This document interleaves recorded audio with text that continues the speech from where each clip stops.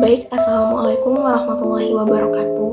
Halo teman-teman semua, perkenalkan nama saya Aulia Zahra dengan NIM 33020210027. Di sini saya akan menjelaskan mengenai apa itu pendaftaran tanah secara tidak lengkap. Untuk lebih jelasnya, silakan simak video berikut ini.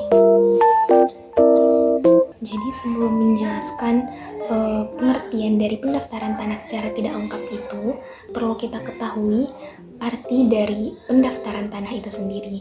Jadi pendaftaran tanah itu adalah suatu kegiatan yang kita lakukan untuk mendaftarkan hak milik kita atas tanah yang kita miliki agar tanah yang kita miliki memiliki kekuatan hukum yang tetap. Jadi dari pengertian pendaftaran tanah tadi, pasti dari teman-teman banyak yang menanyakan sebenarnya di dalam pendaftaran tanah itu kegiatannya meliputi apa aja.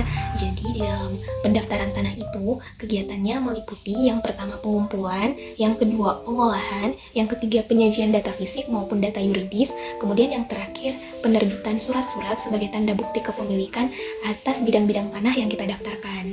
Nah, di dalam pendaftaran tanah itu kan ada dua, yang dimana terdiri dari pendaftaran tanah secara lengkap dan pendaftaran tanah secara tidak lengkap. Sebelum menjelaskan pendaftaran tanah secara tidak lengkap itu, perlu kita ketahui pendaftaran tanah secara lengkapnya.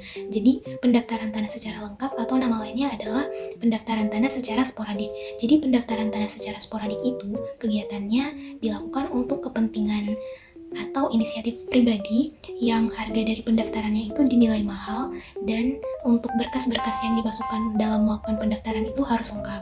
Nah, memasuki pendaftaran tanah secara tidak lengkap, jadi di dalam pendaftaran tanah secara tidak lengkap itu nama lainnya adalah pendaftaran tanah secara sistematis, di mana pendaftaran tanah secara sistematis ini kegiatannya dilakukan atas kepentingan bersama, kemudian dari harga pendaftarannya itu dinilai lebih murah, dan untuk pengumpulan berkas-berkasnya itu tidak harus lengkap.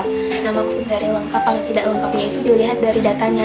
Datanya itu terdiri dari dua, yaitu data fisik juga data yuridis. Nah, untuk pendaftaran secara lengkap tadi itu kan harus meliputi dua data, yaitu data yuridisnya dan data fisik. Kemudian untuk pendaftaran tanah secara tidak lengkap boleh hanya dari salah satu data yang ada, yaitu bisa data fisiknya saja atau data yuridisnya saja. Nah, setelah mendengar penjelasan atau pengertian dari pendaftaran tanah secara lengkap maupun tidak lengkap, pasti dari teman-teman semua banyak yang menanyakan sebenarnya perbedaan dari kedua metode pendaftaran tanah itu apa.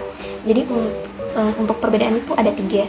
Yang pertama, untuk pendaftaran secara sporadik itu pembayaran dari pendaftarannya itu biayanya lebih mahal dibandingkan dengan pendaftaran tanah secara sistematis.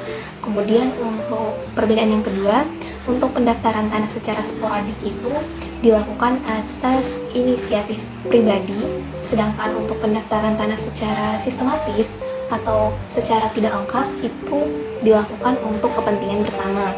Kemudian yang ketiga, untuk pendaftaran tanah secara sporadik itu kelengkapan berkas-berkas atau data-data yang harus dimasukkan harus terdiri dari data fisik dan juga data yuridisnya.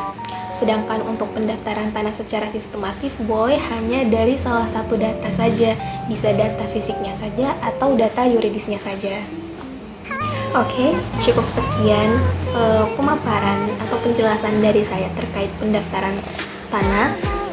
Jika terdapat salah kata, mohon dimaafkan. Sekian, wassalamualaikum warahmatullahi wabarakatuh.